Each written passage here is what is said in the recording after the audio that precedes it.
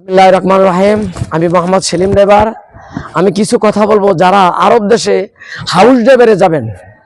House ড্রাইভারের যে কাজটা কি, আমি যাতে সৌদি আরব আজকে পরে 18-19 বছর ওই দেশে আমি গাড়ি চালাই এবং ওই দেশে ড্রাইভিং শিখাই, এই বিধানে আমার অভিজ্ঞতা আছে।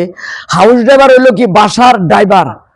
হাউস ড্রাইভার হলো কি বাসার ড্রাইভার। আপনার এই হাউস ড্রাইভার গেলে ওই দেশে অনেক বাসা খারাপ আছে, আপনার বাসার কাজ করাইবো, গাড়ি ধোয়াইবো, বাজার থেকে সদাই আনাইবো, বিভিন্ন আচরণ করব।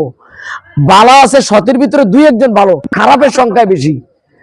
আর আরেকজন প্রশ্ন করছে আমাকে যে আমরা এই আমেল মঞ্জিল বিষয় যাব ওস্তাদ। তো আমেল মঞ্জিল বিষয়টা হলো কি বাসার দারোয়ান। বাসার কি দারোয়ান, এটা তো আপনার কি করব, অনেক এই বাসার কাজ করাইবো, দোকান ধরাইবো, তারপর দোকানে পাঠাইবো, গাড়ি ধোয়াইবো, মাজরা কাজ করাইবো। আপনি এতে ছুটতে পারবেন না।